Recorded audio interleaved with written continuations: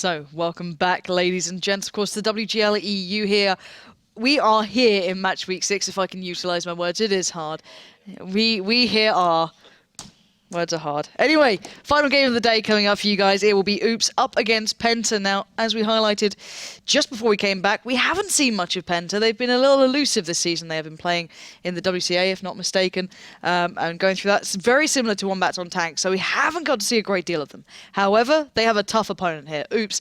I almost forgot how good they had been this season, because they really have been trailblazing their way through this. Yeah, I mean, they won against Sting in their previous matchup, just completely stomped them. So yep. They've been really on fire, and of course Sting won against Tornado, so it definitely isn't, it's definitely a great result for them. So, Oops, new team to the season, fantastic. They've been playing really well. Also, I mean, to be honest, KB as well, that other new team, also been playing very well.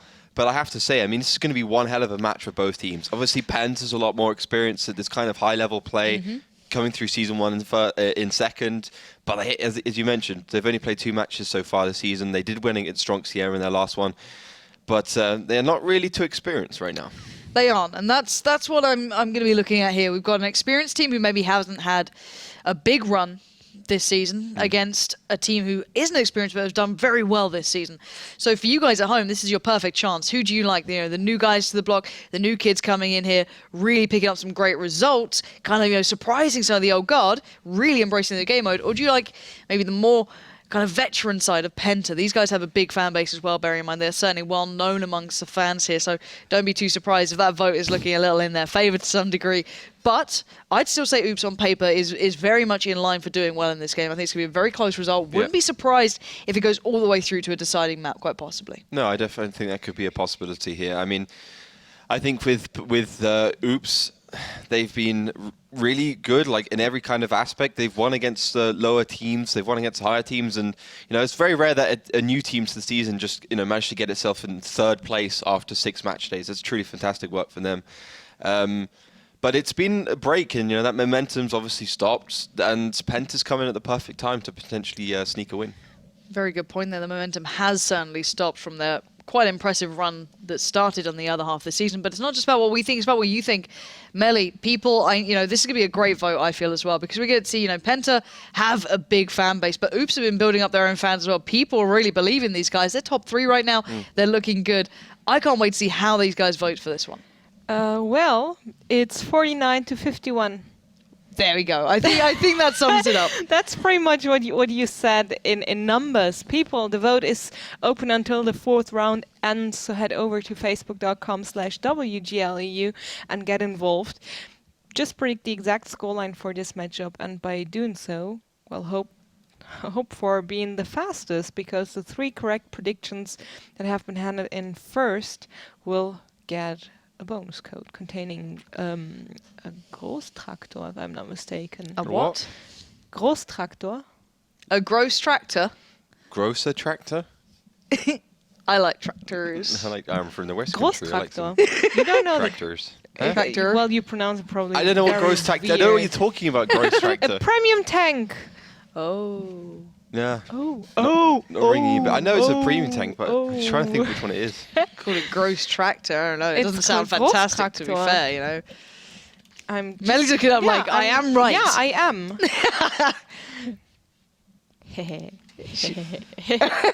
Oh, yeah, you're right. Yeah, it's a new premium tank. Sorry, yes. Yeah. I don't even have that one, to be honest. I want a bonus code. Well, then just predict the scoreline. Maybe you'll be the lucky one to win one. Maybe. 5-0 Oops. Let's go for it. All in. Well, the predictions are actually revolving around 5-3, 5-3, 5-2, 5. Okay.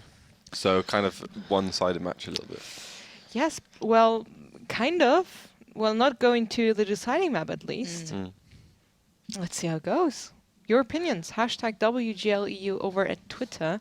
Also, send us Ollie's face photoshopped on something funny. Don't do that. It's not a good idea. We had on a tractor. It's a new year, yeah, man. on the Großtraktor. Make him sit on the Großtraktor, so he probably knows the tank at the end of the day.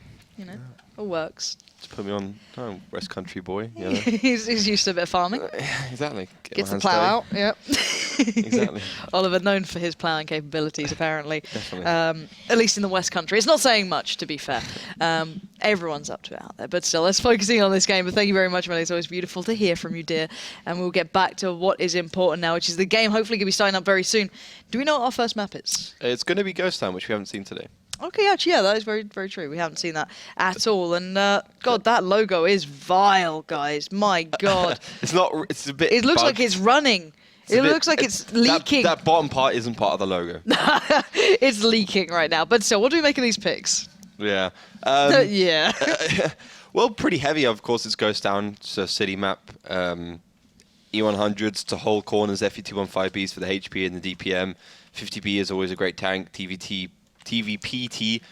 We've seen a lot of that today in basically every matchup. Yeah. And Penta, they've lost both rounds. And if you remember all the way back to the first match day where they played against KB in the first matchup of the season and lost 2-0 on Ghost Town. A pretty similar lineup to back then as well. Conquerors, obviously there's a tier 9 version of the FE215B, IS4, IS7s, Batchats, good all-round mix. Yeah, a nice little kind of combination of all that we'll be seeing going into Ghost Town. And it is still one of the newer maps, let's say, to the pool. A couple of teams have thoroughly excelled on it, keeping almost clean records. But others have been, I guess, slightly lagging behind the others by picking up, some of the tactics here and some of the pacing to it, because it is quite a unique map. It is perfectly symmetrical, built for esports. It is one of those that came out that really does embrace what is good about this game mode, and the teams are still getting to grips with it. So it's taking a little bit of time. But we're going to be seeing some great results, I can imagine, between these two, and I'm very, very excited. But personally, I don't know who I'm backing in this one, actually, if I'm completely honest. I want to go for Oops, but I don't know if they can keep it up. If it was still that, a couple of weeks ago, they're still on that hot streak, I'd be straight there with them. I'd say, do you know what? Go for it. But we haven't seen Penta that much, so it's very hard to judge those guys. Yeah, I mean, we haven't seen them at all, and we haven't seen much of both these teams on this map at all. We've seen both rounds, 2 rounds each. So it's going to be interesting. I don't know. I think my heart says Penta, my head says Oops for some reason, just looking at the previous results in 768. I mean, it's not like in 754 or 742 where you can kind of say, okay, so last season they did that, the season before they did that, like we can kind of predict. It's a complete new game mode for everyone. So it's almost like everyone has a clean slate in a lot of respects. Yeah, and as you can see, all those tanks we were previously discussing in place now. So Oops will be in red on the attack, and Penta on the defense in blue, slightly off towards that northwestern side. And what do we see the attacking side initially going for here? Looks like they are kind of pedaling their way around towards that left side. They're sending Genghis in the 416 up to the north, and he's probably going to go into hold down position somewhere. But it looks like to me, Oops is kind of ignoring that northern side completely. And it's just going to go for a western side push, trying to get control of the middle with the E100. FV215V's in support, whilst, Penta Sports has been more of like, okay, we want to control the north. That's where a lot of these teams have been more successful on. And that's really the only place where a team can win outright within the first 2 minutes of the game, let's say. Yeah, a lot to be seen here still. Curious as to how Penta perform on this map. Such a great lineup. You look at those players, there's some real talent within them.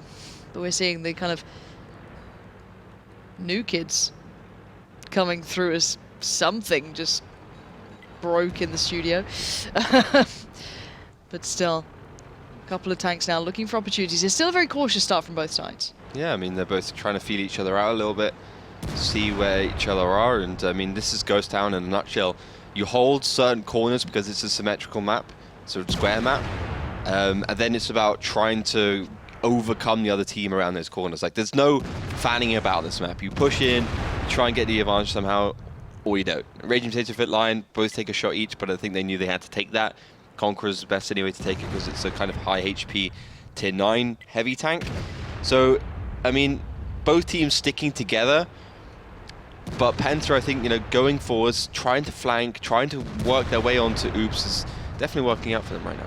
Yeah, it's not exactly a bad plan coming in so far. And you can see a little bit of damage kind of being spread between them, but such hefty tanks here means, there's still a long way to go. It's not even halfway there at this point. 7 minutes and 40 seconds to go at this point. A lot more to be done. But Lion still looking for some opportunities. He does find Duck of Death there.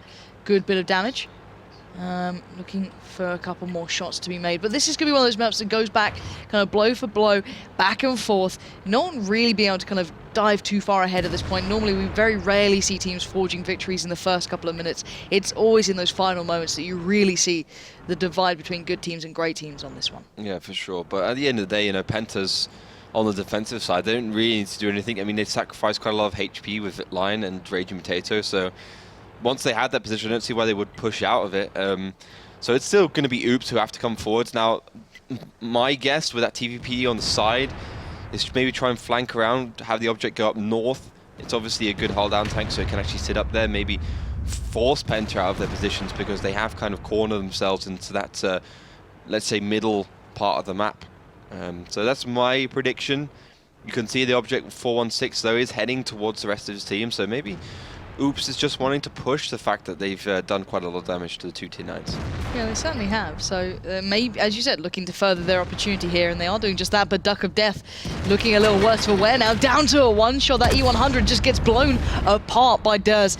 Already looking to do so much damage here, and Penta looking relatively well set here, considering they did take a little bit of damage initially, but Lion and Raging Potato are left a little worse for wear, but now reminding Oops, guys, we have this reputation for a reason. You cannot take us lightly. Yeah, I mean, the E100, it's there to hold corners, and it simply didn't manage to do that, even though he was side-scraping. So doesn't it a great job in the 50B. I mean, Penta Sports didn't necessarily have to do that, but they saw their opportunity, and they pounced very nicely. Genghis, though, one of the interesting players, let's say, for Oops, sitting in the cap in the 416 and just putting a little bit of pressure on. But again, you know, 2,000 plus hit points now ahead for Penta Sports. Like, they're coming to that point where they can just push in. Killer Pit finds them from the side easily, takes down the capping pressure, but Durs into the dead zone do receive a lot. Yeah, they do. They're trading effectively so far for Penta. They are doing very well for themselves, but they do need to do a little bit more at this point. A couple of tanks are very low here for Penta, though. Durs down extraordinary low, beyond a one-shot, down to 146 here. Everyone else sitting around the 1k marker, rounding up and down between the two. And already looking for more. New Mold Show trying to find a possibility here.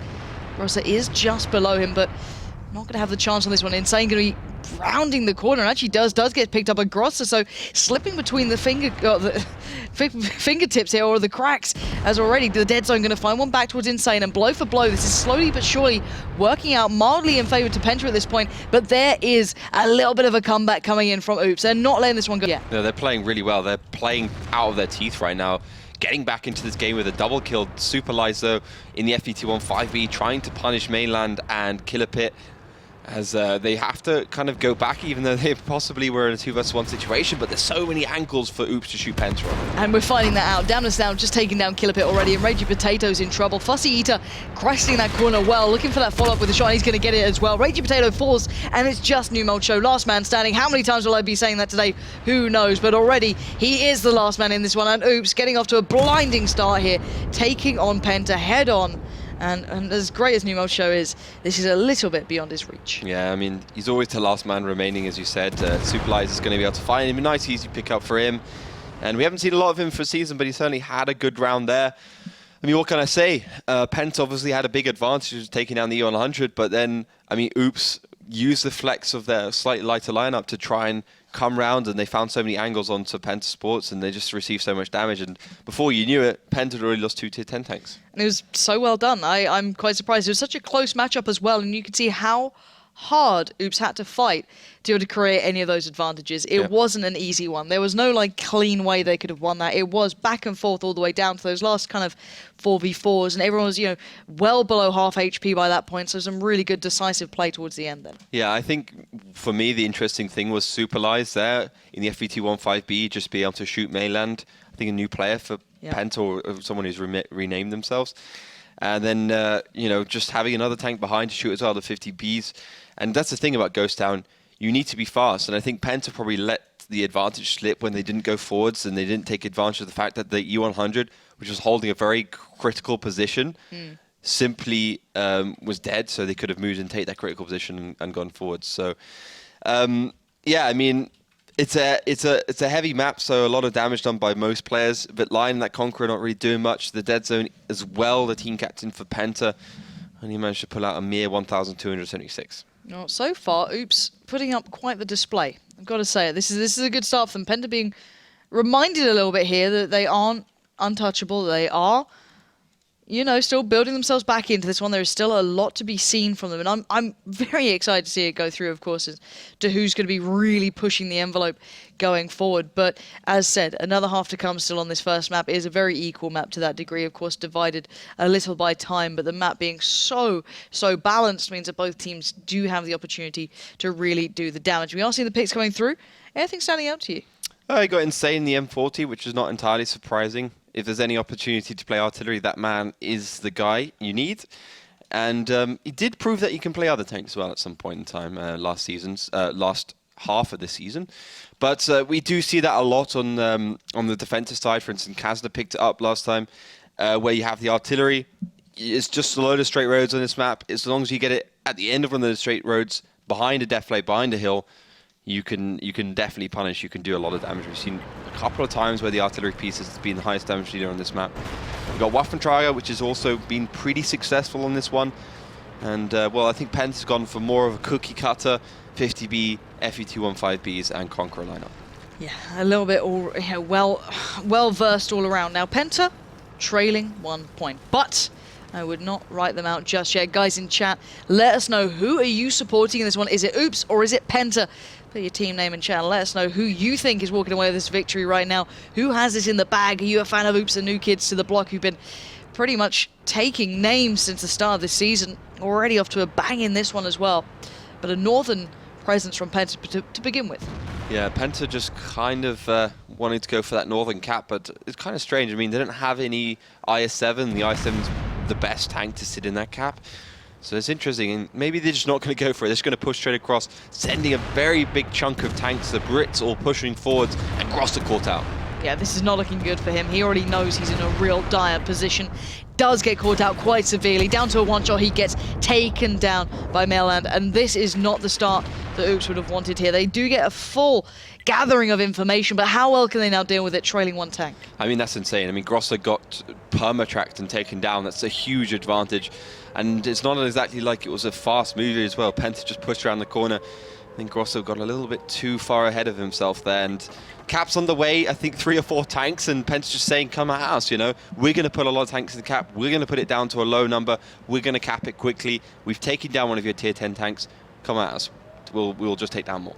And that's it. That's exactly what they're doing. They've laid down the gauntlet now, as Damnus going to be the one to peer in, try and make some shots happen. But as said, we saw how much presence they put towards that northern side very early on, and this cap is looking good. You're seeing Genghis having to move into position, try and get around the backside, but 5 seconds left. He might not have time for this. I can't believe I'm seeing a cap possibly coming through here at the very start of this game. And there you have it, ladies and gents. They've capped it out. Penta right under the nose of Oops. That is a shocking way to pick up a match. Unbelievable. I mean, that's great stuff. I love to see that from Penta, and that's definitely why they're one of the better teams.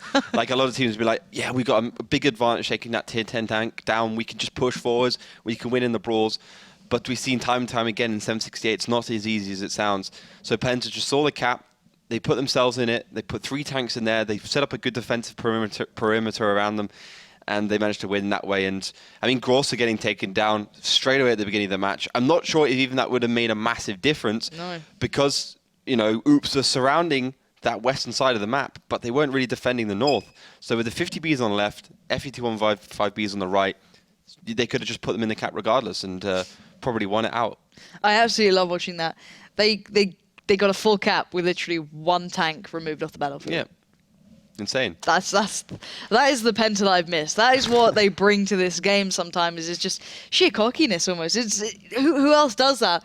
No teams do that right now. Yeah, and it works. And Insane was playing artillery as well. I mean, so he could have got the recess. Look how low the damage is as well. Like, no one even had time to do damage. Insane did 1 shell. But even if he got reset on 1 tank, there still wasn't anywhere in the nearest galaxy for Oops to use to reset that cap. I can't wait to see Twitch chat's response to watching that game go down, because that was just brilliant. That's something you don't see every day, but it's always a good welcome back from Penta after dropping the first round to Oops. Of course, it is a 1-1 scoreline here. It is still very even between these two, both going very, very back and forward. But you saw how close that first one is, and Penta was like, "No, we've had enough of this. Screw this. We want to get off to a bang." Yeah. Now, what is the next map? Do you know? It's going to be Ruenberg. So it could be another 1-1 here. Yeah, it could be another 1-1. I don't know. It's pretty similar to Ghost Town. It could be interesting. I saw Oops win 2 rounds in a row though on this one, and they could be doing something similar. Looking at the lineups though, I don't know. It's going to be a very gambly kind of map. Well, I'm excited. I really am. I can't wait to see how this one comes through now. If you guys, it's such a rarity that you see teams be able to actually pick up both sides on this map. It is such a rarity, and Oops have done it previously. They've done it maybe once, maybe twice. At very best, it is so difficult to do. We saw it in the last match, but yeah. Shut up. Sorry. Shut up. It doesn't count. This is why I don't like casting with this guy. I try and make things exciting for you, and he just ruins it. Yeah. But you're right. I mean, you're 100% right. No, Ollie, stop it. No, I'm sorry. I'm not going to talk anymore. No, it's fine. No, I got cookies. Do you want it? No, Mum said don't take sweets off strangers. Oh, okay. Yeah, I mean... Yeah, keep talking, Ollie. Look at this. M40. That's what I'm talking about. Good to see that on this map. Oh, great. Salty Lauren. Spilled this salt everywhere. Sodium everywhere. All right, silliness aside, because I was making a point, but Ollie doesn't care, so I won't let him talk about tank picks. Destroyed. So screw you, Ollie. No, maybe you should think through your points before you make them. Oh, what? The Ruenberg is rare to see an attacker win. Or are you saying that I'm wrong? No. It's a shush. We are live into the game. We'll, continue this talk down the pub later, Ollie, and we'll see who wins then. Anyway, I feel like you're gonna not survive to I the think morning. you won't make it to McDonald's this time. No. We can go into that story later, guys. Don't worry, there's a little tidbit there for you after this matchup. But what do we see so far? As I mentioned before, I was grossly interrupted. Gross. M40 has been picked up by Raging Potato. From the attacking side of Penta Sports even. So let's see if he can land anything. I mean, we've seen a couple of times before. We saw it from Wombats even once, and it was disastrous. So let's see if there's going to be any difference. We got the 113, which is always great to see from Oops up north, sitting with that bat chat. And they've also got the Honey Frack RU251 down south. And Penta does seem to be going towards that 0 line.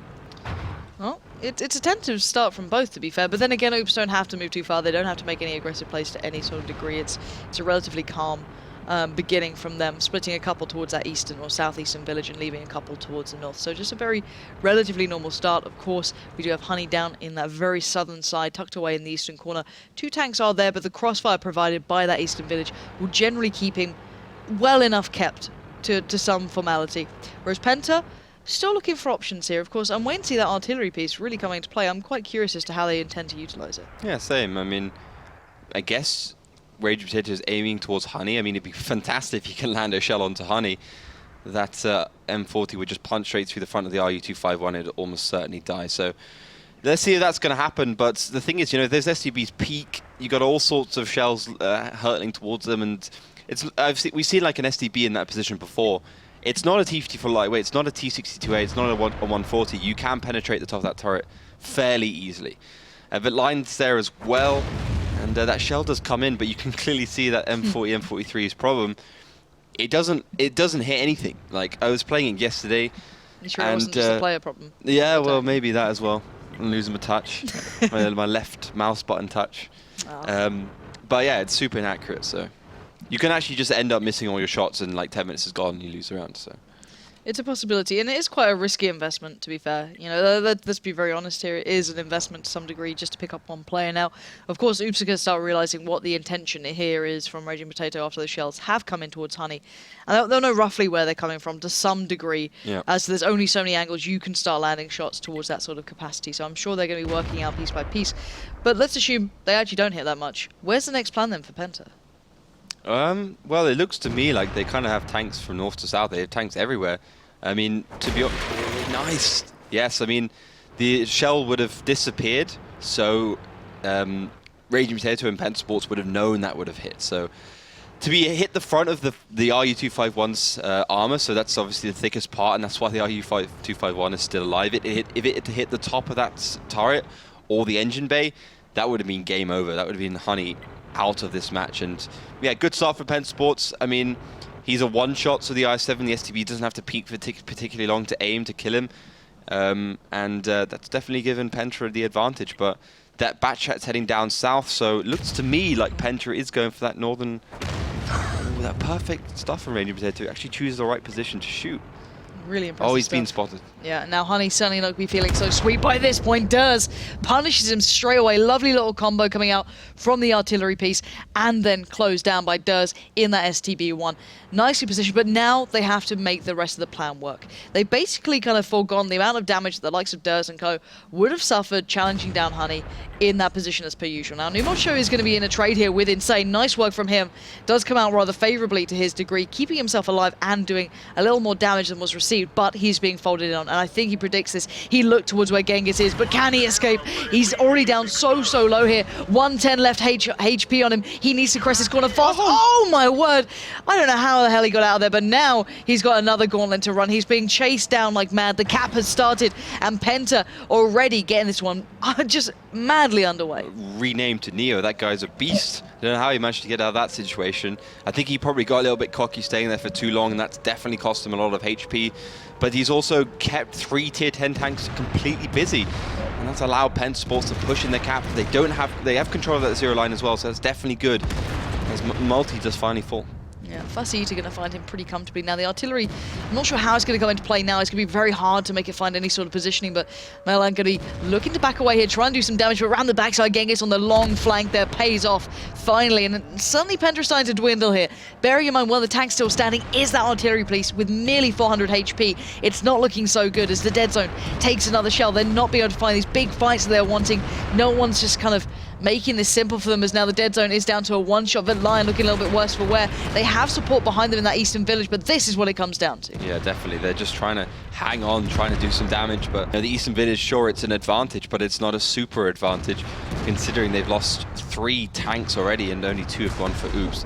HP is about double for Oops as well, so they're heading there, and you can see the 4 tanks are starting to push up that central road, go in. Genghis found Raging Potato, no problem at all in that artillery. So right now, I mean, Oops are ahead.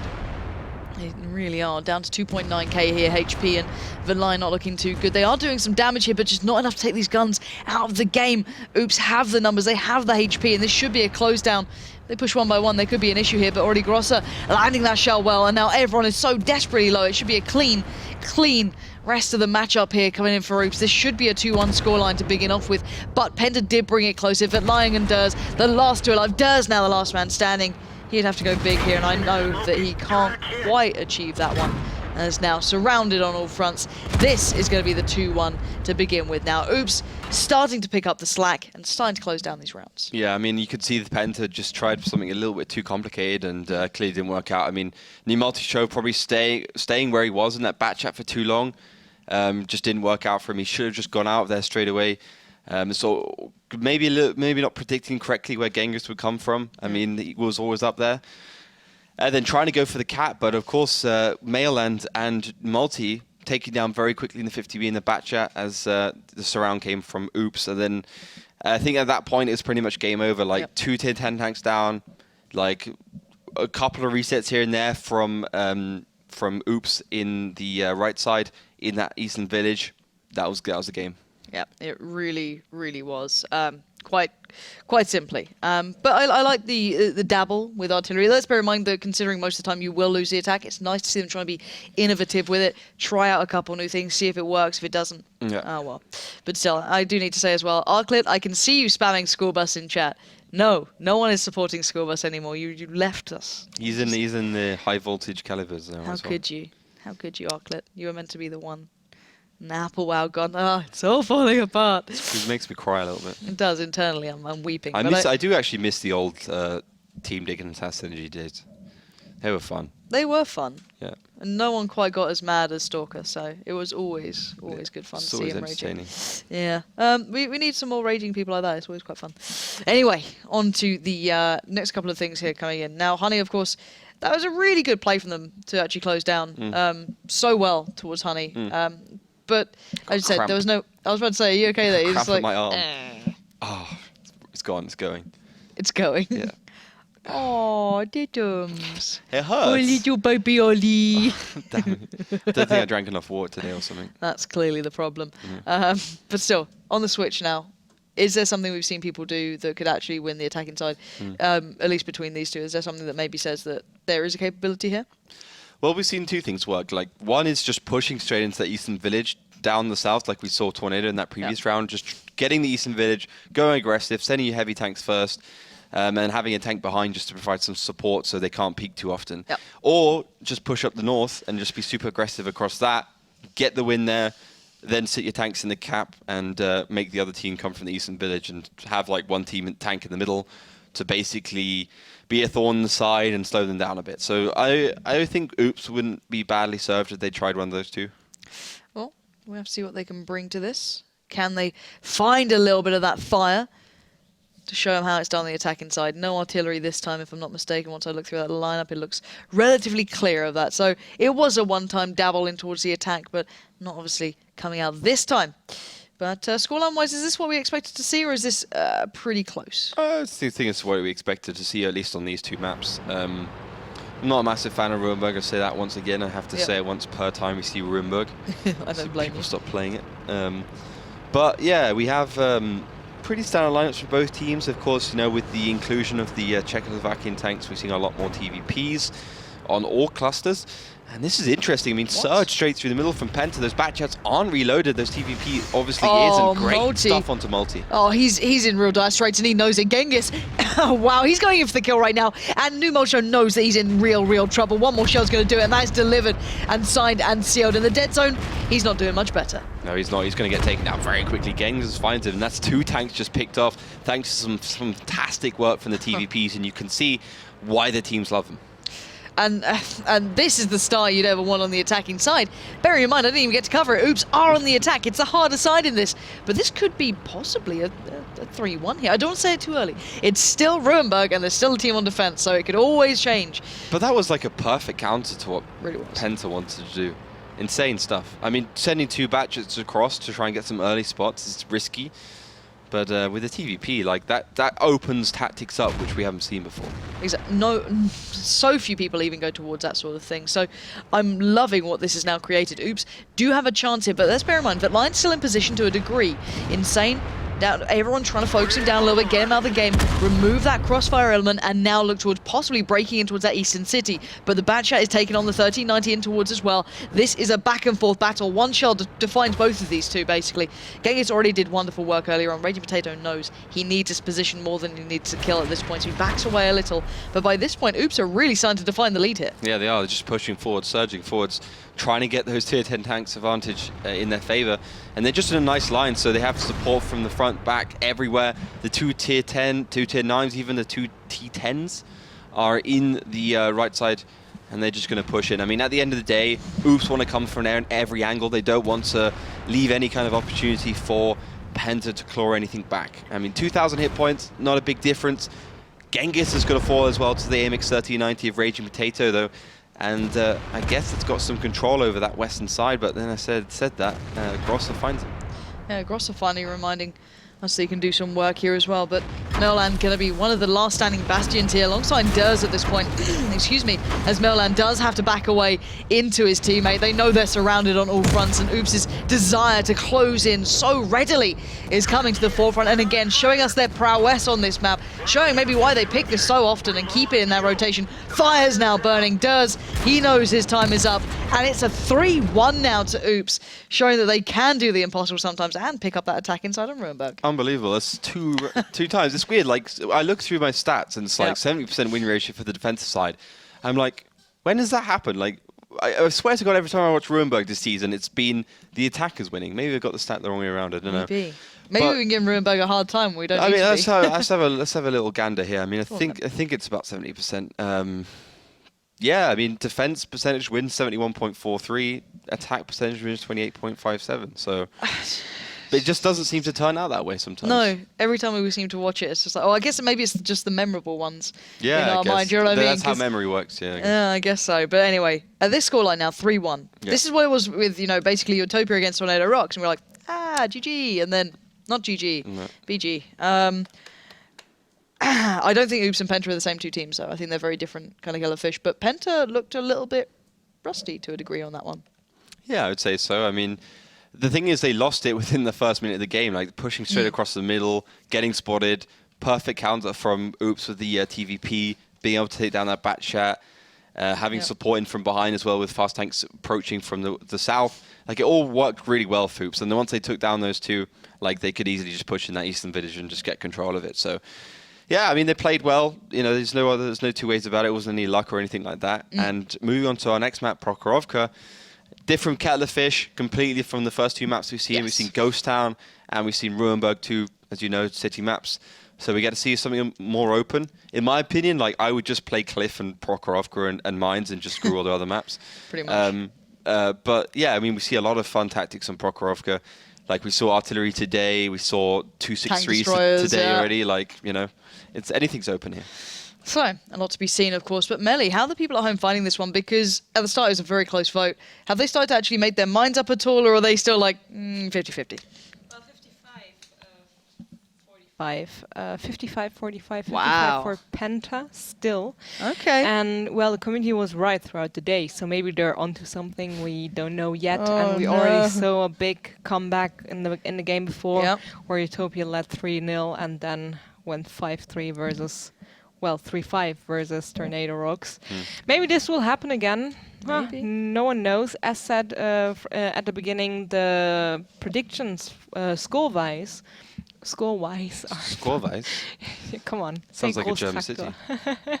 Gross tractor. Score-wise, yeah, we're 5-3 as well. So let's see how it goes, I guess.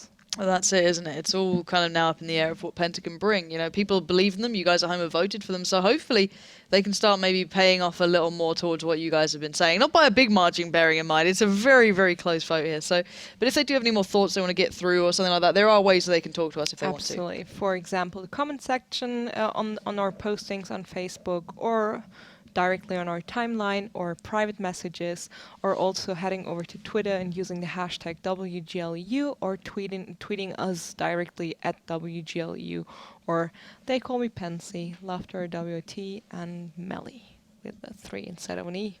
You should probably I have to change it to an think, E so you no, so of you just course stop saying not. that sentence. No. Never. No. Never. She will never do so. I will never do Too so. late for that.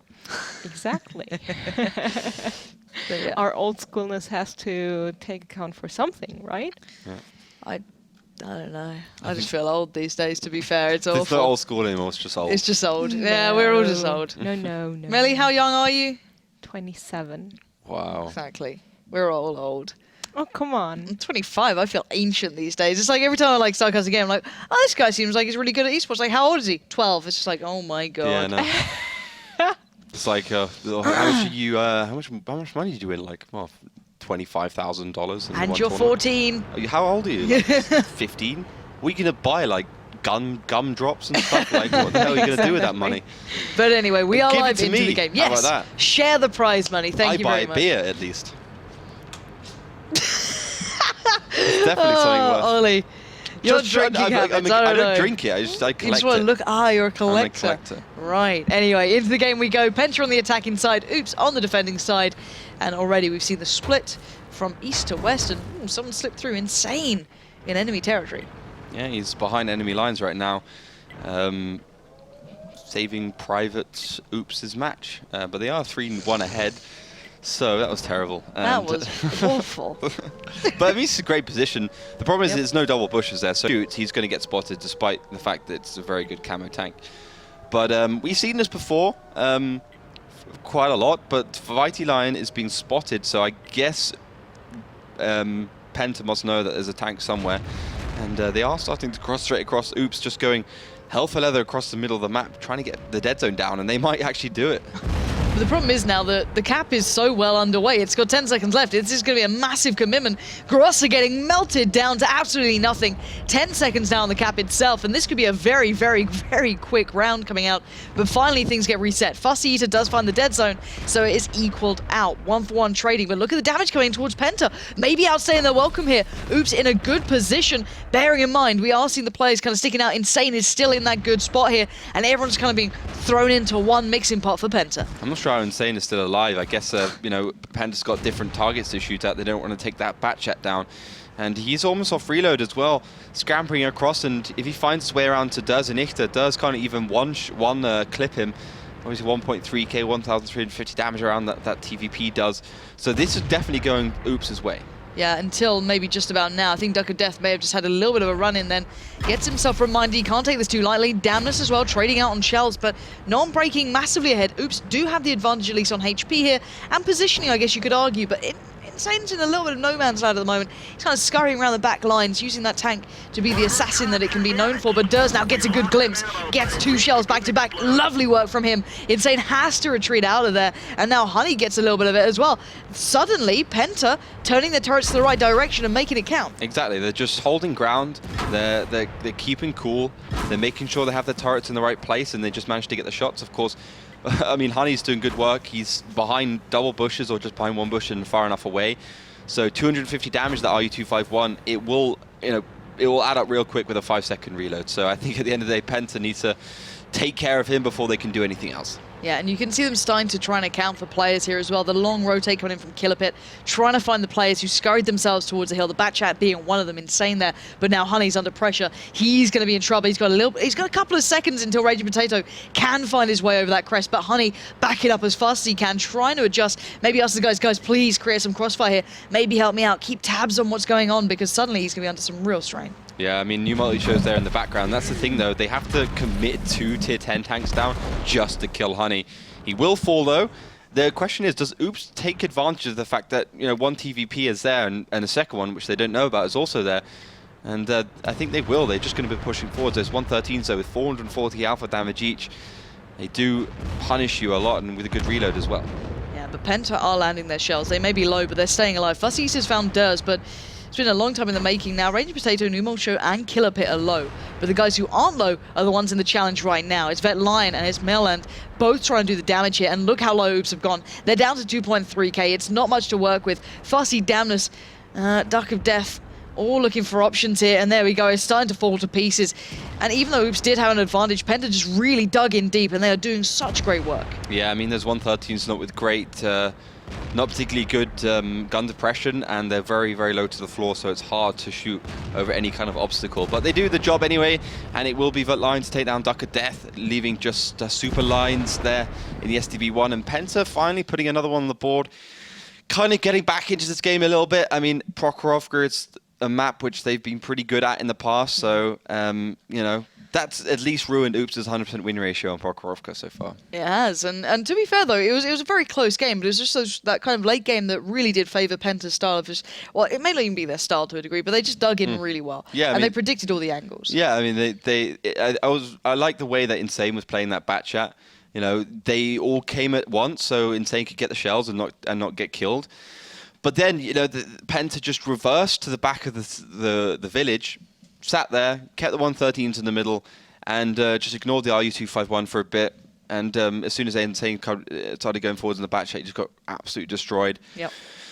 We saw Oops trying to push into the village. Obviously didn't work. I mean, this is the thing about Prokhorovka and why teams, usually the southern team which gets into the village first, can just get it, control it, Yep. and also can get the hill first. You usually only see one team get that village because it's super hard to get it if you don't get it at the start. Like, impossible to get, basically. Yeah, and looking back at the stats here, Insane, as said, did a really, really good job in that bat chat, just doing a lot of damage, keeping himself alive, actually relatively long into the game. But outside that, Vet Lion having a very big performance there. Yeah, I mean, that 113, despite having the RU-251 pestering from the side, they both did great work. I mean, Mayland there with 2.2k, Vet Lion 2.9k. That's the thing, it's such an important part on this map. Even if you don't have a middle brawl, like we sometimes see, it still plays a very important role. Like, having that middle area, it lets you cap, it stops the other team from taking the village, you're hull down, so you're not going to receive too much damage. All these kind of factors play a big role. Yeah, I'm surprised Honey was relatively far down on the board there, down in 9th overall, but excuse me, I thought he'd have had a bit more of a bigger impact in that game, but he was maybe just being that pest, as you said, in the 2-5-1, eventually getting chased down there. But we get in the second half starting up very soon, but this game is getting a lot closer now. Yeah, I mean, I wouldn't be surprised if Penta actually put the second round on the board here. They seem to play that one quite well. Yep. Insane actually picking up the Lorraine. That's interesting. I'm a massive fan of the Lorraine myself. Obviously, you're not going to do a lot of damage unless you get pretty lucky, but you will do damage because it's accurate. And as long as you're a good artillery player, which Insane is, you can hit the shells pretty easy. Well, Insane's been having a bit of a debut to this one, to say the very least, again, to my eyes, into the fresh half of this season. He had a good performance in that previous matchup. Now, already seen the previous round, should I say. Now he has to prove himself once again with that artillery. A little bit of a different ordeal coming through here, but see how it works out. Oh, actually, this could go very poorly if they go straight into each other here. Well, I'm questioning. I mean, if Newmarket shows suicides, it depends exactly what they can catch. I mean, here's the thing. Like, I see a lot of players play on this western side because they think it's just a straight line. And if they have a spot and they have a guy going forwards, they're going to be able to kill whatever he spots. But it's not true. It's not just flat. There's lots of there's like little walls. There's lots of up and down places, a lot of mounds, a lot of hills, which means that unless you're playing like a skyscraper, you're not going to be able to shoot from north to south or south to north. So, I mean, it just depends. I mean, Newmarket, though, he's in a classic position. We've seen it from the days of 742. Yeah. And he is finding Grosser, at least. And this is a thing that... This is a very classic way of playing this map, again, on the western side. This was something that we saw back a long time ago. This will give opportunity to Insane. If he's any way aware that this will be happening, suddenly he becomes very, very useful. Exactly. I mean, nice little shot onto Vitline there. Vitline in the I-7 just on that kind of defilé, which makes it a bit easier to hit the shells. Just caught one straight in the face. So as long as Oops just keep on trying to spot this guy, I mean, they can definitely do some work. Grosser, again, receiving some damage. The guy's not had a particularly good match so far. But you can see there, there's a decent amount of cover. And Newmarket, they just get spotted. I'm not sure exactly shot, or maybe he got spotted by an aggressive Grosser, but he just received 738. He's got to run out of the position. And to be honest, I like this way. I like the way that Oops is just staying patient, going forwards with Duck of Death a little bit, using Insane, pressuring Penta. And to be honest, it looks like Penta have kind of fallen for it and, are getting out of that position because they know they'll end up losing it. Yeah, and it's paying. I want to see how well it pays dividend, though, then on. If Oops do win this side of the map, then what do they do with it? What do they do from then on? How are they going to, create any opportunities off the back of it? I have to see that Lion in a bit of a cautious place. He needs to be careful not to cross too far. Of course, he does have that defilade that kind of runs across the E line. He's on the other side of it, does peak slightly toward the middle, but Fussy Eater's going to spot out Killer Pit here, so he's going to probably predict they are on the rotate. Yeah, I mean, Killer Pit probably could run out of that position, but Fussy, though, I'm not sure if he got spotted. I know he didn't. I'm pretty surprised. Got pretty lucky. But, I mean, there's so much support there in the north from the rest of the team. If Fussy's going to go for it, this could be bad news for him if the rest of the team is actually in behind, but they might be a little bit too late. Could be. Fussy Eater's going to try and take the fight here, and he's actually going to get a good shot of this. Killer Pit trying to get out of there in a mad dash, but he knows his days are numbered. Great stuff from Fussy. Can he stay alive, though? No. Traded out with Durs, but still, good little trade coming through. Well, yeah, but they lost the bat chat. I mean, we saw already that today, losing a bat chat for an RU251. Like, that can't be good. The good thing there, though, is that Oops have taken control of that western side. And I like that from Penta Sports, always having a backup plan in case something happens and hitting the shots when they need to. Fantastic work. Now, I expect Oops to go for cap number 1, but with artillery, like, it's going to be hard for them to control it without 2 combat tanks missing now. So it's going to be interesting. It's going to be an uphill struggle, bearing in mind, even though they have some presence towards the western side here, it's still so hard to do anything with it because they can utilize that train track that cuts right down this map from, just down the 6 line, almost all the way through. So hard to peek over that, so hard to do anything. They can get a couple of tanks in there and just hope they land their shots better than the opponents. And it's still a very tough task. 5 minutes and 48 seconds on this one. Verlaine also putting himself above. He's almost been the spear point of this entire thing. He's at such a dangerous position. He has to be relatively careful here. He can be caught out so badly. He just needs to play the angles so well by this point. Now, Oops are still trailing a little bit in HP, and now even more so as Duck of Death takes another shell. Penta's just really good at digging their heels in at the moment. Yeah, they are. I mean, they know what positions work on this map, and they just hold them. I do like the fact that if Damnus goes forwards here, he's going to be able to spot Vitline, and Vitline's will receive 2 or 3 shells from Insane. He only needs another 2 or 3 shells before he goes down. And, you know, I kind of surprised, though, that Lorraine isn't going all the way to E1, or maybe even A2, A1. That kind of suggests to me that Oops' endgame isn't to take this cap. The endgame is probably to kill Vitline, rotate from the south, and then go through the middle with the IS-7, like something around there. But the problem is that they've got enough time for it, but it needs to go to plan now. It has to go back to plan. 4 minutes and 4 minutes and 40 seconds is not the biggest amount of time at this point. It is going to be quite difficult to a degree, especially with that IS-7 still being played so well by Vitline. He's just not taking that much damage. Damnus is dying to peer over here and take a couple of shots. He's just over that slightly northern side where Durs has been waiting and still dying to come into this. He's just fending off Raging Potato, but what sort of time limit are we going to put on this for Oops? Well, I think about 2 minutes, 2.5 minutes is probably the cut-off point, because the Batchet's on the hill there for Penta, and that's always hard to dig out. It always takes 30 seconds to get up on the hill. But yeah, I mean, the thing is, Oops really want to kill Vitline, and Vitline's got his back turned towards Penta so that penetration can come in, but Insane doesn't hit that shell. You know, even the Lorraine, it's pretty hard at that kind of range to hit anything. And Damnus is just going to go for the peak. Doesn't actually go for the shot and forces from Vitline. So at the moment, I mean, it's just Oops trying to push away, prod at Vitline, try and take him down. The rest of the tanks basically haven't moved at all. And finally, you do see the Lorraine getting into a closer position to get an easier shot. Maybe it'll eventually happen. It seems like a long time in the making here, but Insane needs to start proving its worth at this point. Especially with that time limit starting to dwindle as well. Down to those 3-minute markers, you know you're starting to run out of time and opportunities. But Oops have retained HP fairly well. Michelle just skimming past, seeing a bit of the splash damage there, but not doing the damage they'd have wanted. His drive is actually taken down, so it's going to be super slow. And Damnus goes for the peak. Fantastic work from him. Doesn't receive anything. And that's 22 seconds reload from the Lorraine is going to be up. And Vitline is an easy one-shot now. So, like, the quest of the holy kill wetline is what's been happening, and finally goes for it. Bit greedy from Damnus, considering Insane could have done it, but he gets the job done. Yeah. A long time in the making. Felt But like we just job done. commentated 3.5 minutes of killing an IS-7. Yeah.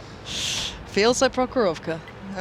It's one of those maps sometimes you get the fast and you get the real slow. It's swings and roundabouts, I guess, but still, the cap has begun.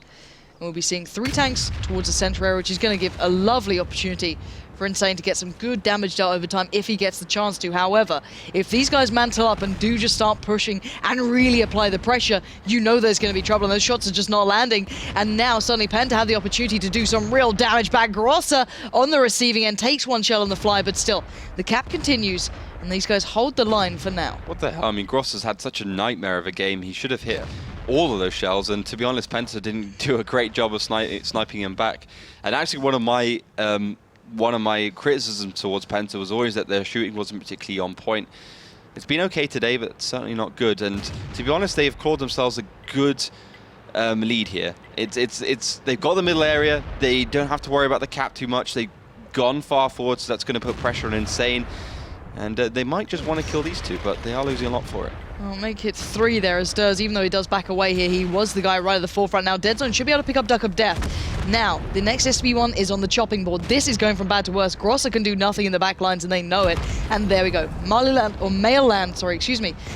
picks up the kill, and we're down to pretty much a 4v4. Yeah, 4v4, but obviously Penta, Oops with that artillery piece. It's basically a 3 versus 4. Damnus is on his own.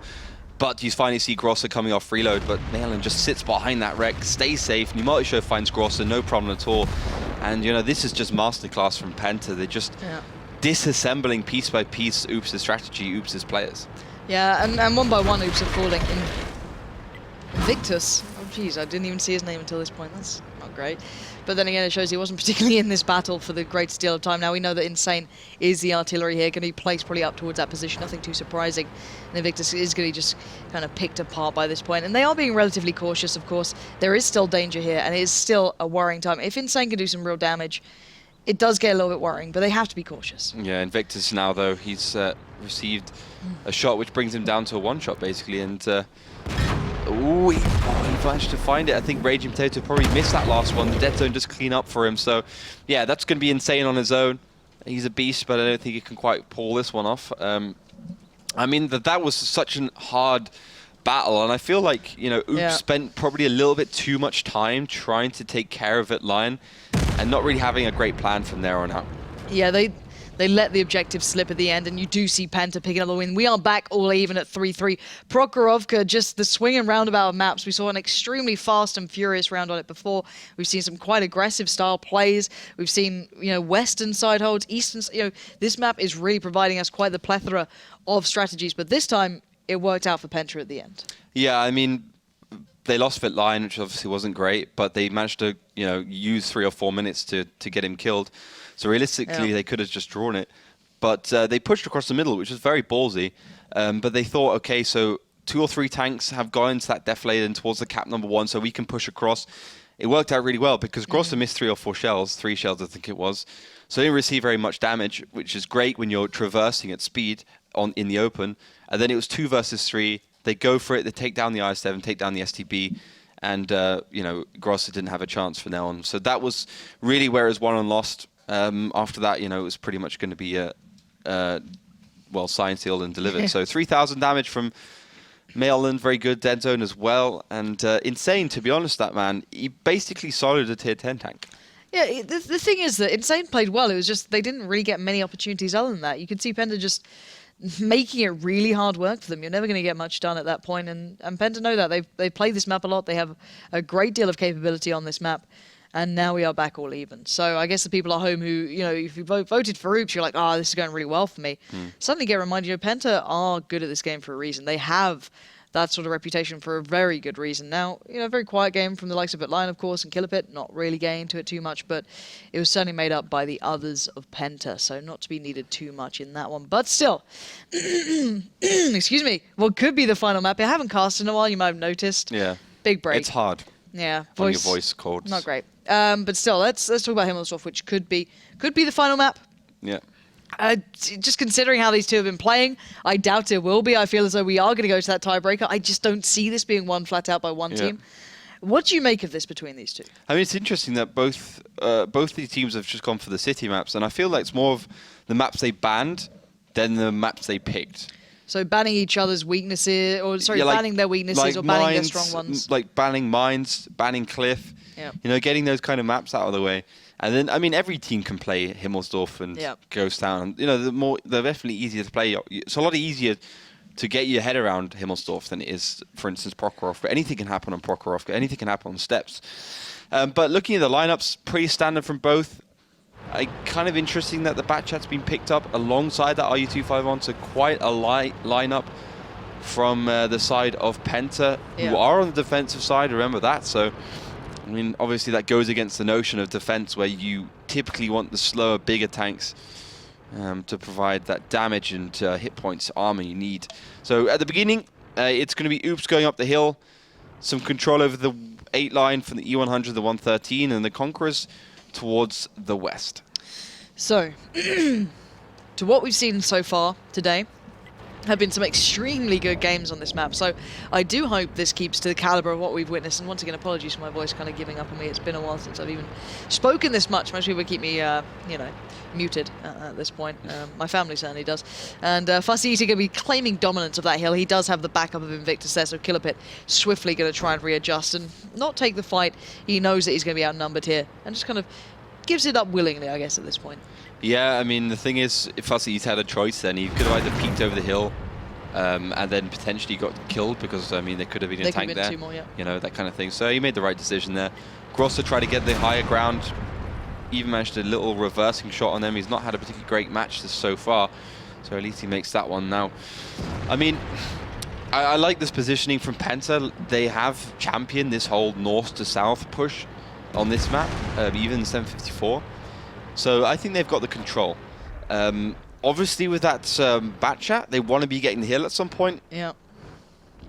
So I guess, you know, that's what it could come down to. You know, Invictus, Fuzzy Eater, T54, an amazing tank, 50B, an amazing tank, perfect tanks for keeping the hill, keeping it against the Batchat and the RU251. Looks like the FE215Bs of Oops are starting to head up there as well, or maybe just up the 8 line actually, and that would be a bad move to be honest. Push up the 8 line, go towards that cap, as they know Penta at least have 2 tanks to the west. Yeah, I don't know how many they've spotted. Obviously, out towards our western side, there is about 4 very far towards the south and the west, and you still have the IS-4 sitting up in that kind of D3 area that is such a linchpin role as well. But 2 other tanks towards the northern side as well, sitting in towards that second cap or the northern cap. And the FVs do make their cross, Damnus being one of them, doesn't get the shell through. That was actually Raging Potato letting that little bit of damage come through there. As Duck of Death going to rear the corner, just about peeking through it. No one be able to connect towards them. And actually, these guys have got very, very far for very little damage received. Yeah, only 1 shot on the side there from Malin. So yeah, this is a good move so far. They're going to get themselves into the cap, but you got the 50 Bs from behind. Such a quick flex from the Penta Sports. A great reader, confident read as well, you know, as Durs backs away. The Dead Zone's going to take over the slack, and he does manage to pick up Grosser. As you noted, not having a big game this time. He's been struggling this playday to really get into this. And once again, he does fall now. Oops, trailing behind a member. This is going to get a little bit harder now. A little bit more divided as the cap does begin. Duck of Death peers around, and that E100 might be punished soon enough. New multi is there. And we question this back chat choice, and I'm curious to see how it now plays into the hands of this game, as already Oops going to try and take the mantle, take the fight towards that northern side. Well, he's just on reload, so I was kind of thinking maybe he wants to go up towards the hill. But obviously the normal strategy for most teams would be to stack up in the AB area, get all your tanks there, then push straight across and just go for a head-on assault. Try and keep Invictus and Superlies back with the FE215B in between those 2 windows. So it's just about keeping them at bay, keeping them from going forwards, keeping them from being too aggressive. And it does look like they are going for that strategy. Now, can Oops weather that storm? They've only got 3 tanks there. It's going to be tricky. And it's a big storm coming as well. Look at the amount of Penta players pouring their way through the northern side. 10 seconds on the cap pretty much by this point. But that is going to be more than enough reset here. Where is the backup plan from Oops? They've got to have such great fire, great control. Invictus takes a bit of a beating here. Durs does as well, but no real focused fire coming out from Oops means that Invictus is now in trouble. He's going to have the freedom to be taken down by the likes of Durs, and look at it. He's down to a 1-shot here. Raging Potato's going to pick that one up real nice and easy, and no one there to cover him off. And one by one, piece by piece, Penta are pulling ahead in this and just punishing Oops for a little bit of confidence, a little bit of a plan that just fell apart. Yeah, I love that split off there from the Dead Zone and Killer Pit just to take down that low HP tank. And Vitlion surviving for so long, finally Damnus does find him. And yeah, I hate to say it, but this is just a cleanup crew from Penta Sports. 2k HP ahead. 3 tanks ahead, and just everything going in their favor. Yeah, it's all become a little bit simple now for Penta. There's very few ways Oops could ever turn this one around. The time is against them. Nothing is working particularly in their favor, as Fussy now just being broken and beaten down by Raging Potato and Durs in unison, as the last 2 standing will be swept aside in real confident style, as Damnus is your last man. He's got, what, 5 tanks to handle, and I think he knows this one is not gone well. And Oops starting to slip here. He's doing a marvelous job of trying to take them down as much as he can, but he knows this one is over and done with, and Penta will be putting themselves towards match point on 4 rounds now to the 3 of Oops. That's the second map in a row which Penta Sports have broken Oops' 100% win ratio. On Prokhorov they had 100% before this match, and now on Himmelsdorf they had 100% before this match. So yeah, great round there from Penta. I mean, that push onto the 50B was great. I love the fact that they just knew what to do, going forwards across and making sure they could take down the E100 fast enough, keeping Invictus from coming around the side, flanking, and you know, flexing with the 50Bs all around to take down the Conqueror at the beginning. Really solid stuff all around. Yeah, and it was the one thing that really stood out to me, which I think we kind of noted as well in the south of 50Bs that did push round, was how confident they were. As soon as they saw a couple of pieces of the play coming out from him, so like, no, we need to make a play off the back of this. They didn't just wait around, instantly punished it. I think, was it the Dead Zone who... I can't remember who it was in the south, if I'm completely honest. But regardless, it was a really smart and just a good, confident play. To be able to read your opponent so well and actually make good moves off the back, I think is such a big telling sign for a good team. So hopefully for Penta, they can kind of get their mindset coming into this. Otherwise, we're going to go to the tiebreaker, which does mean less points, you know, less glory. But what a great game we've had between these 2 guys. And Durs, outstanding play from him. Yeah, I mean, he was one of the guys that was around the corners to kill that Conqueror. I mean, he literally didn't miss any shots there. 390 average damage, he did 404, so fantastic work from him. I mean, that's just a solid round from Penta. You can't really say anything else about it. It's just super strong. Now Penta's going to be on the attack this season. The attacking has actually been 2% higher win ratio than the defensive side, so it's always interesting to see. Yeah, I mean, Penta's on match point. I think for Oops, maybe they're not in the right place to actually win this match, but I think they will be wanting to win the next round, so at least they can get 1 point on the board against Penta. Yep. So yeah, I'll be putting everything into this match, this next round. And I kind of agree with you. The thing is that I feel that on occasion, Oops have the great initial plans, they have these good ideas, and sometimes that little bit of fire and aggression actually works out for them. But then later down the line, when experience comes in, when that kind of intuition play comes in, Penta really do pull ahead. And I think we're seeing some small pieces kind of being evident in this map, or at least in this matchup, especially this map to me, just because of how historical Himmelsdorf is as a map here. But still, I think this is a great display from Oops and showing the potential of Penta and how close this... Hello. That's an interesting graphic. It's color in the tank. New game we're playing. But it's Object 1, what do we actually 4 and have? 6. It's the Ice 4 and the 50B. Well, there we go. We filled in the blanks. Ollie wins the game. And we are live into what could be the final round. If Penta win this one, they win the matchup.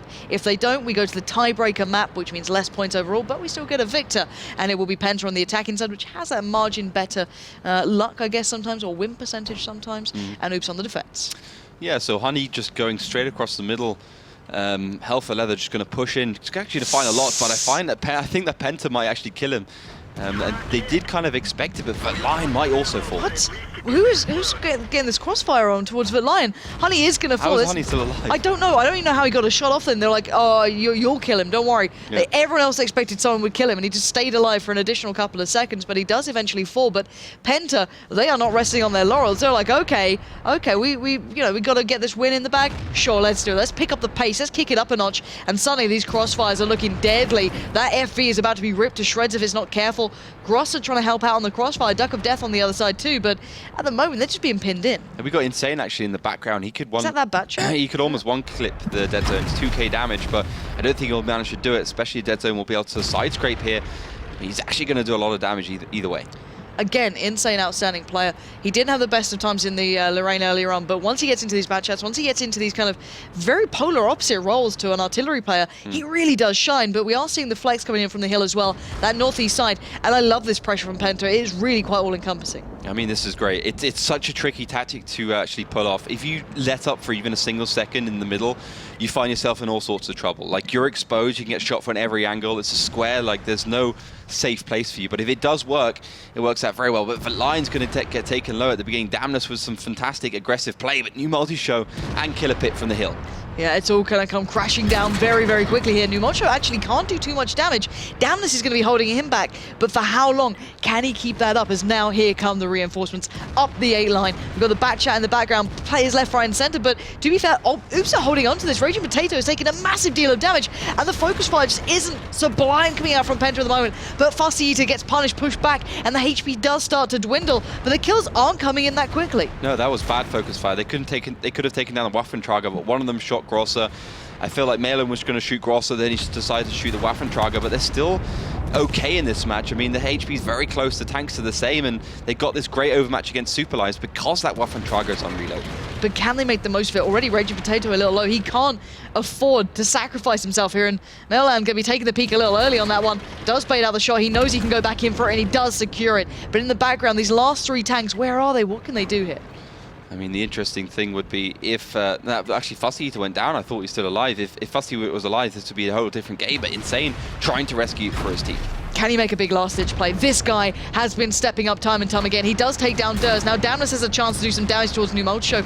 The guys remaining for Penta need to pull themselves back into one position, try and just accumulate the forces as Mailland also trading out a Duck of Death. This is far from over. Oops are holding on to the last couple of pieces that they have of this puzzle, as the rest of it might slip away in the north. It should be one out, but no. Damnus with an outstanding play, but he bounces. It means Rage could have gone back into it, but no, he denies him in the end. And now Mailland is the last man to fall, and Oops have taken it back to 4-4. We are going to a decider, and what a game we are getting. That was one hell of a round. That was back and forwards from both teams, and then Insane just came in to save the day in that bat chat, just doing great damage all round. And, you know, to be fair to you, you called it at the beginning, like, this was going to be a tiebreaker. I mean, the two teams are so similar. Like, so you think one team's better in one round, and the other team comes back. And, you know, I think these two teams, not only are they similar in skill, but I think they know each other very well. You know, they're players in similar clans. You know, they've played against each other a lot. And, yeah, it definitely shows. Like, in that round, I thought Penta would win when they were going around the corner, Yep. but they made a crucial mistake, not taking that Waffentrager, kind of screwing up against Grosser, losing a little bit of time, and that allowed Insane to get in the position in the right time, take down that IS-4, and then you had the T-110 just staying alive, just doing so much damage, and controlling a very key cross point, not allowing Penta to flex around the map. I just feel that the focus fire coming out midway through that game from Penta was just subpar for them. You know, we saw some really good play. You say, though, time and time again, Penta's downfall really can be their aim sometimes, and I feel once again it was a slight hindrance here on occasion, just focusing on the right target and getting that damage dealt. But still, 4-4 being the scoreline. We're going to that tiebreaker. I believe it's going to be Moravanka. We'll come to that in a moment, but Maryland, good performance, but it just wasn't enough. No, for sure. I mean, it simply wasn't. And you can see Fussy Eater, he managed to get out his shells. I think he bounced a couple of those. But yeah, solid all round. I mean, Grosser, Insane, Damnus all really carrying the team. You know, about 1,000, maybe 100 damage separating those three. And the difference it seems to make when Grosser doesn't get picked up super early on. He's had quite an unfortunate game, to be fair. Being picked up a couple of times, being in the wrong place. You know, a little unlucky here and there between them. But to be fair to him, once he is actually in the game for more than 30 seconds, he does do a lot of work. So curious to see how well he can do later on in this one. Yeah, for sure. I mean, he's been great. And, you know, I have to say, the Dead Zone's been at this bottom of the damage board for 2 or 3 rounds. And, you know, also lying there, not doing anything particularly great. I think Killer Pit also was on the hill with a 4-1-6. He could have done more. But, yeah, it was a good round. But, yeah, so moving on to Moravanka, it's going to be interesting. Yeah, it really is. And Melly, the people at home, from the very offset, this was almost 50-50 split. We saw a couple of votes, though, looking like they were going for the 5-3s, the 5-2s even on occasion.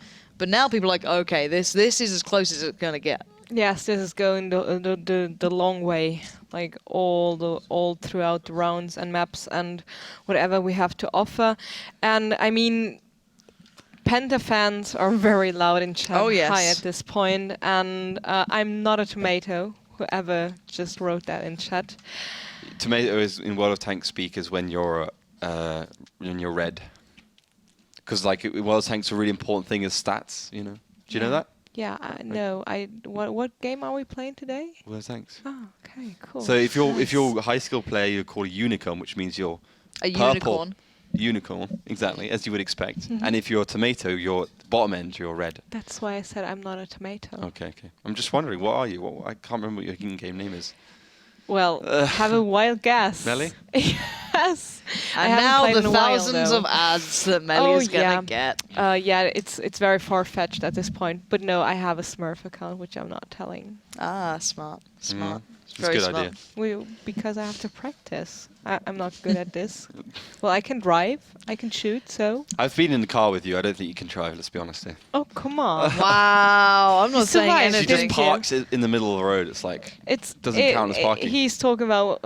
I used to have a smart car, Yeah. and you can literally park it everywhere. That's Vertically. the beauty. Vertically. Yeah, You that's the can't. beauty of it. It's just in your mind. You can't No, park it is. That car had a length of 2 meters and 55 centimeters, which is the allowed width of cars on German Aw. streets. So you're legally allowed to put it sideways in parking lots. Right. That's so cute. Didn't know that.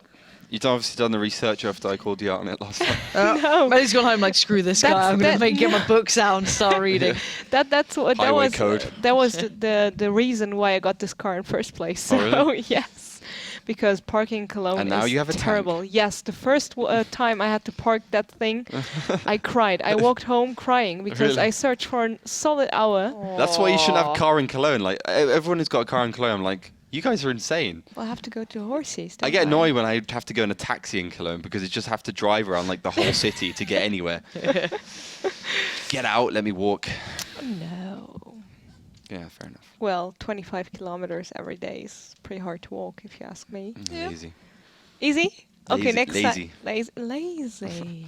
People, hashtag WGLEU, tell us how fast do you walk 25 kilometers? Well, I would need, I think, almost 4 hours minimum. With breaks, even longer. Well, what? The next round, our tiebreaker. Which map are we playing? Moravanka. Moravanka. We just see in Twitch chat just like Yeah, I raising know, their just- pentas. Crazy. Skin. Yeah, it's going to be Muravanka and Penta are going to be on the defensive side. They had the fastest attacking round, which in tiebreaker mode means you can choose which side of the map you start on. Yeah. So if people wanted to give their predictions, obviously they can't win anything for it by now, No. but they can still tweet about it, right? Absolutely. As said, at WGLEU, at They Call Me Pansy, at LaughterWT, and my name you should know by now, or using the hashtag WGLEU. You're invited to do so. I'm really looking forward to reading from you. And I usually stop that Twitch chat as soon as I have to talk on air because it distracts me too much, but now I kind of unlocked it and it is really going wild in there. Of course, Raise you're your invited to Pentas. join us in Twitch chat. It's always nice in It's there. all right. Arklet now put Pansy love school bus, so it's For okay. the 16th time, yes. Ay. You got your attention finally. I love the school bus guys. I was a big fan of them. Yeah, same. I loved our t-shirt. It was so cute. really They had inventive. crayons and Yes. like little pens that you're on with. They did it I on miss them. purpose. I School miss them. project. Yeah, I want to. You should make like a historical teams thing where we get all the old teams together. and Yeah, have just some do like sort a of tournament. throwback, like Yeah. one just fun tournament of Nostalgia. like. Like in Get Tiki, Pirates back where on we the had board. to play Yeah. Progorovka for like 8 We don't times. talk about that, No, we Melly. don't talk Like about that it. gives me flashbacks. I have post-traumatic Prokhorovka disorder. I think we all do. Mm. Like Mitch ended up just going mad as well, like Eating eating lemons. lemons. Yeah. Still one of the best things ever done on live on air. I don't like. Okay, so in There case is you a guys gif. missed it, There's a there gif. is must be somewhere. Somewhere. Mitch ate a lemon, but he ate it with the skin on. He just took a bite, like in an apple. Who does that? It's It's weird. weird. I've got a funny feeling it's not an unusual thing for Mitch to do, though. Probably not. Like the more we get to know Mitch, the weirder he is. But don't worry, guys, he'll be back this week for you as well. So do not fear. You'll get Mitch here very, very Thursday, soon. unfortunately. You'll have a great time. Don't worry. I'll be here as well. Actually, no. No, That's this the Next week week. after. Yeah. I have to do a minute. I might just go and chill out on this side. Like there's room Yeah, over switch there. things up. Just to Just like to chill. Just to give Mitch some, some grief, basically. Just throw things at him, like, doing rubbish.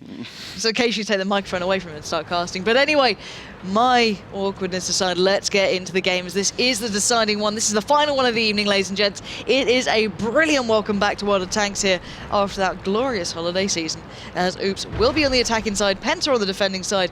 What do we make of these lineups? So as Oops always do, Insane's playing the artillery, TVPs, 140s, STBs, T110s, and NFE 215B a little interesting from the attacking side of Oops. Penta going for something light, apart from that T110, but of course it's not unusual either on this map. T110 and the STB are sitting in those standard positions, and as you can see, it's a trap. Observer obviously points out very kindly.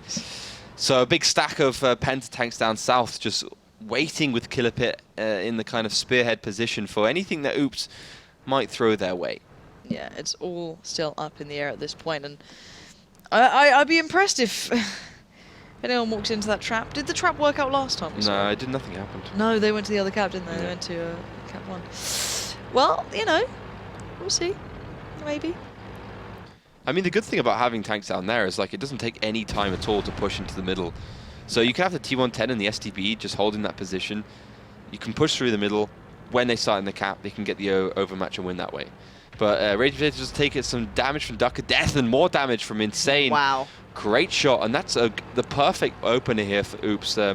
2 solid hits and the STB in one of the most crucial kind of static positions on this map down, and Killer Pit also spotted on the move, and pretty much the whole of Penta, to be honest. So the jig is up. Everything is now known. Fussy Eater's just laying shells in, just hoping for a connection. They need to get one towards the dead zone, but that's about it. But that aside, all the information is now known. They know they hit towards Raging Potato. They know that now all the rest of Penta are moving on this eastern side. How will they respond, though? Well, if they can do some damage towards Genghis, that would be great, but there's only one shell goes towards the pit. So I think, the fact that Penta weren't quite quick enough and they got spotted super early on, they didn't manage to do any damage against those tanks that are sitting towards that Magic Forest, or at least a little bit outside. So they're probably thinking, well, there's not really any point of us pushing through there because the FE215Bs, the T110 will be hauled down and they'll be impossible to kill. So let's just get out of there. Let's go back down south. Hold those positions in the Magic Forest, though. And interestingly enough, though, they have sent a little sneaky Killer Pit in the RU251 on the quest for the Holy Insane. Exactly. And now, looking at this, Penta have kind of reset the fight a little bit. Now, This is what we're talking about, though. The experience can come in where you see these guys actually doing really well off the back of this. The Penta, even though they may look down at the start, they can build back in. But this time around, the advantage that Oops has gotten has been beautifully created. And already looking to see what they can achieve. That 2-5-1 up in the north, though, is a little bit of an ingenious spot here if you can do anything with it. Yeah, he's being sneaky. I love it. He's really finding some good angles here. But he has been found out, and he's definitely going to go down as well. Yeah. If he misses one shot, though, it'll be game over. But that's super careless from Philippit. Yeah, it's a one and done position, I guess, at very best. You know, you got the spots on a little bit, but what else can you ever achieve from that sort of spot? I kind of liked it if it worked out, but you know, it's not exactly the best overall. As now Penta, I gave them credit earlier for being the team that can come back from these situations, but right now they just look a little bit sloppy, if I'm honest. It's just really not going too well. No, I think Philippit should have been a little bit more safe in that position, but yeah, that's the kind of gamble you have to make, I think, at the end of the day. Well, they didn't have to make it, but they did make it. 2,000 hit points in favor of Oops. More, 3,000 basically. Insane, just being incredible. Taking Melon down to half HP, he's taking down Raging Potato to half HP as well, and that STB or beyond half HP. So, you know, that's the thing. I mean, when you're using artillery, it's always a bit of a gamble. But on the attack, when you have the disadvantage on Muravanka, the gamble has worked out very nicely. Like, it's all come together in this round to hit the shells, to do the damage, and you know, to potentially win the game now. Well, it's a big moment for them, bearing in mind, you know, Penta, they are the returning giants. As such, they are the team that everyone was looking towards at the start of the season to really come through now. But finally starting to play their games, it's just not working out too well for them. They've made a couple of errors here and there. They weren't completely focused at the beginning, and we saw Oops really starting to run away with it. But, you know, Himmelsdorf was a different picture. And now we're going to see what Oops can do to close out this game. They've taken so little damage and dealt so much, though. It's so impressive. Only 2 tanks even being relatively damaged, and it's outstanding to see. Very few teams can achieve that. And I like this play. This is something we saw quite some time ago when Muravanka first got played, is pushing even further down that one line. Yeah, they're just going to push all in. I mean, they saw they have the advantage. Okay, they've only taken down an RU-251, but they want to go and do a little bit more damage. To be honest, they've received quite a lot, but as soon as they get into the close proximity, it'll be a different game. Oh, I don't know, man. What? Okay, Durs suddenly got down Fussy Eater, and it's not going too well, to be fair. Melan finds Genghis, and this is sloppy. Oops, do not throw this game right now. New Molcho found Grosser. What the hell just happened? But the cap is continuing. 10 seconds left. They have to traverse so much space. You can see these guys huddling together, trying to find the best angle to deny this. And with mere seconds left, someone would have to make an outstanding play to get back in time. And Oops win it out in the last couple of seconds. Just about by a whisker.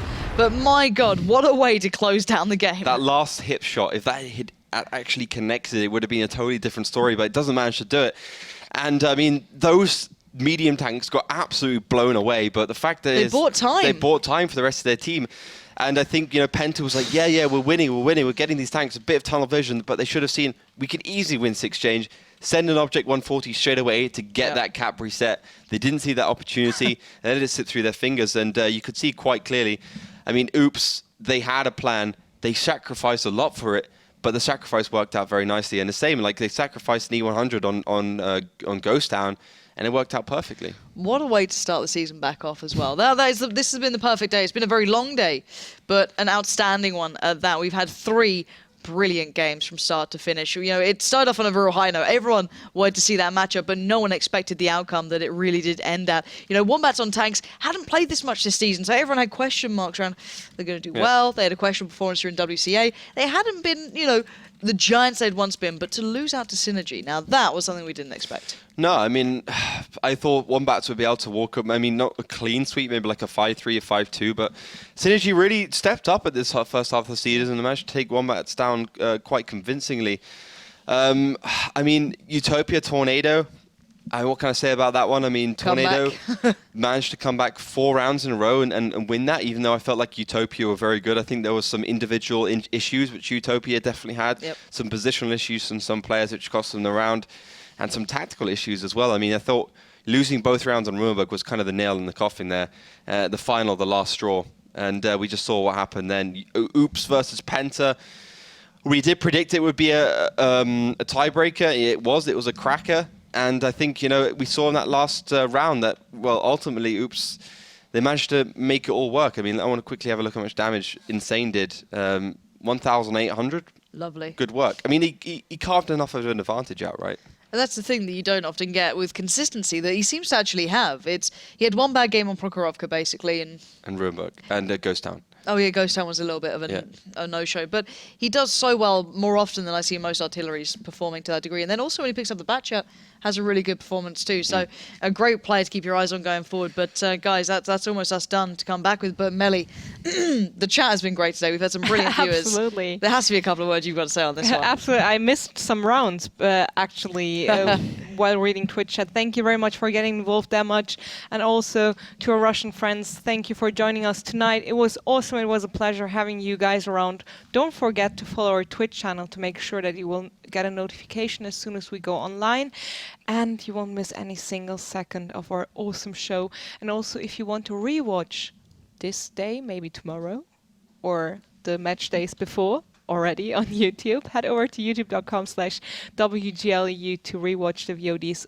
Also, great video content and all the former events like Rumble in the West, Continental Rumble, or the Grand Finals last year, the year before.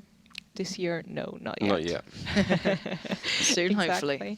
And also Facebook and Twitter. I don't have to tell you again. It's always /WGLEU just to keep it simple so Ollie remembers. And yes, give it a like, give it a follow, stick around, and, well, hopefully next time.